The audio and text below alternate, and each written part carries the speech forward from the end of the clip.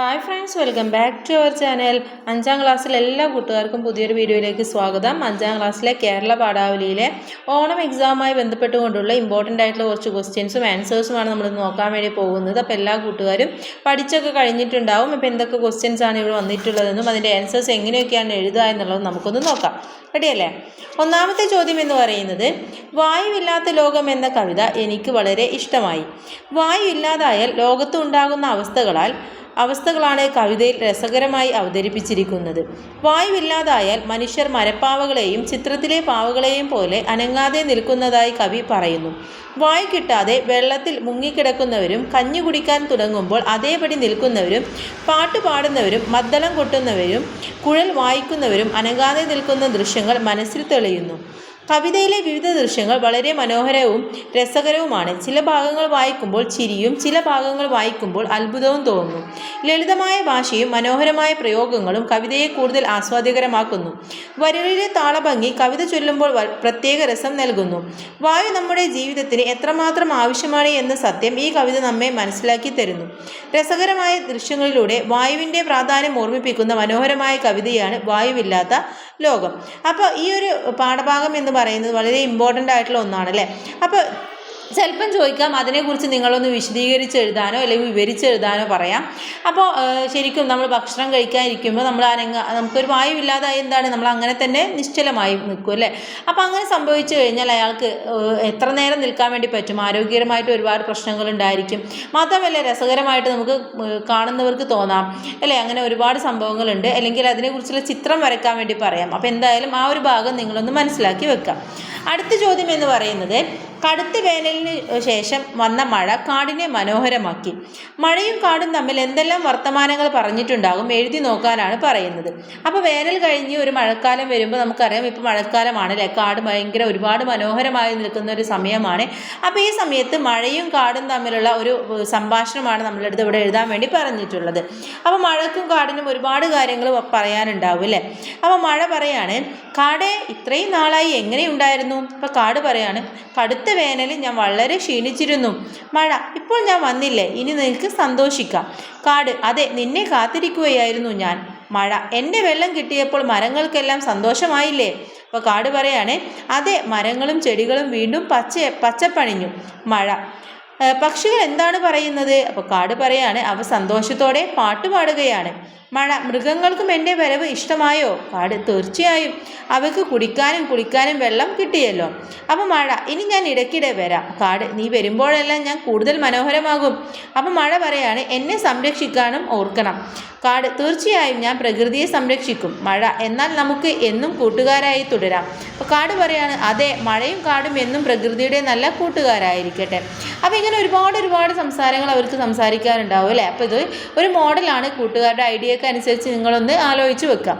ചിലപ്പം ഇതൊരു ചിത്രീകരണം പോലെ വരച്ചിട്ടും എഴുതാൻ വേണ്ടി പറയാം. അല്ല എന്നുണ്ടെങ്കിൽ നിങ്ങൾക്ക് മഴ വന്നപ്പോൾ ഉണ്ടായ മാറ്റങ്ങൾ, അല്ലെങ്കിൽ മഴയിൽ നിങ്ങൾക്കുണ്ടായ നല്ല അനുഭവം എഴുതാനോ ഒക്കെ പറയാനുള്ള സാധ്യതയുണ്ട്.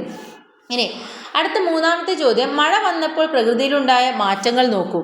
എണ്ണ കണ്ടു മാമലകൾ പണക്കാരായി, പറമ്പുകൾ മരുന്ന് വെച്ചു മുറികൾ കെട്ടി, വെട്ടേറ്റ കാടുകൾ. പി കുഞ്ഞിരാമൻ നായർ പറയുന്നതാണ്.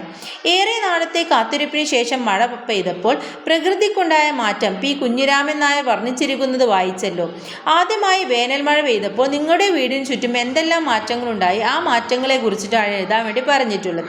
എന്തായാലും നിങ്ങളുടെ ഒരു അനുഭവക്കുറിപ്പ് എഴുതാൻ വേണ്ടി പറയാം. അപ്പോൾ എന്തായാലും നിങ്ങൾ ഒരു അനുഭവക്കുറിപ്പ് എന്തെങ്കിലും മഴയെ സംബന്ധിച്ചുള്ളത് നിങ്ങളൊന്ന് മനസ്സിലാക്കുന്നതോ എഴുതി നോക്കുന്നതോ നന്നായിരിക്കും. അപ്പോൾ വേനൽ മഴ പെയ്തപ്പോൾ എന്തൊക്കെയാണ് ഉണ്ടായത്? ഏറെ നാളത്തെ കാത്തിരിപ്പിന് ശേഷം വേനൽ മഴ പെയ്തപ്പോൾ വീടിന് ചുറ്റുമുള്ള പ്രകൃതിയാകെ മാറി. ചൂടിൽ വാടി നിന്ന ചെടികളും മരങ്ങളും മഴവെള്ളം കിട്ടിയപ്പോൾ തഴച്ചു വളർന്നു. മുറ്റത്തും പറമ്പിലും പച്ചപ്പ് നിറഞ്ഞു. പൊടിപടലങ്ങൾ മാറി. മണ്ണിന് നല്ല മണമുണ്ടായി. കുളങ്ങളും തോടുകളും വെള്ളം നിറഞ്ഞു. പക്ഷികൾ സന്തോഷത്തോടെ ചിലച്ചു പറന്നു. പഴത്തുള്ളികൾ ഇലകളിൽ വീണ് തിളങ്ങി. ചൂടും വരൾച്ചയും മാറി. അന്തരീക്ഷം തണുത്തു. മരങ്ങളിൽ പുതിയ ഇലകളും തളിരുകളും മുളച്ചു. മഴ പെയ്തതോടെ വീടിന് ചുറ്റുമുള്ള പ്രകൃതി കൂടുതൽ മനോഹരമായി. ഓക്കെ, ഇനി അടുത്തൊരു ചോദ്യം. ഒരു തൈ നടാം. ഈ കവിതാഭാഗം വായിക്കും. ഒരു തൈ നടാം നമുക്ക് അമ്മയ്ക്ക് വേണ്ടി, ഒരു തൈ നടാം കൊച്ചു മക്കൾക്ക് വേണ്ടി, ഒരു തൈ നടാം 100 കിളികൾക്ക് വേണ്ടി, ഒരു തൈ നടാം നല്ല നാളേക്ക് വേണ്ടി, ഒരു പ്രാണവായുവിനായി നടുന്നു, ഒരു മഴയ്ക്കായി തൊഴുതു നടുന്നു, അഴകിനായി തണലിനായി തേൻ പഴങ്ങൾക്കായൊരു 100 തൈകൾ നിരന്നു നടുന്നു.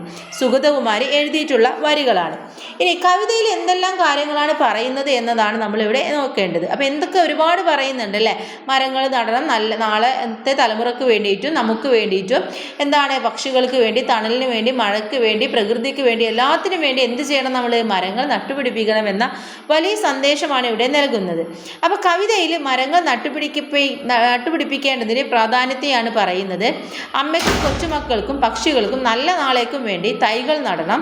ശുദ്ധമായ പ്രാണവായു ലഭിക്കാനും മഴയ്ക്കും പ്രകൃതിയുടെ അഴകിനും തണലിനും തേനും പഴങ്ങൾക്കും വേണ്ടി മരങ്ങൾ നട്ടുവളർത്തണം.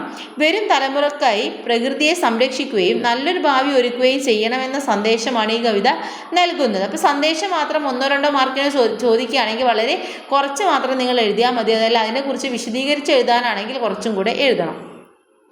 ഇനി അടുത്തൊരു 5ാമത്തെ ചോദ്യം. മണ്ണിൻ്റെ കിനാവുകൾ എന്ന കവിത ഇഷ്ടമായല്ലോ. നിങ്ങൾ മനസ്സിലാക്കിയ കാര്യങ്ങൾ ഉൾപ്പെടുത്തി ആസ്വാദനക്കുറിപ്പ് എഴുതാനാണ് പറയുന്നത്. അപ്പോൾ പി മധുസൂദനൻ്റെ മണ്ണിൻ്റെ കിനാവുകൾ എന്ന കവിത എനിക്ക് വളരെ ഇഷ്ടമായി. ഭൂമിയിൽ വിരിയുന്ന വിവിധതരം പൂക്കളുടെ സൗന്ദര്യവും സുഗന്ധവും കവി മനോഹരമായി വരച്ചു കാട്ടുന്നു.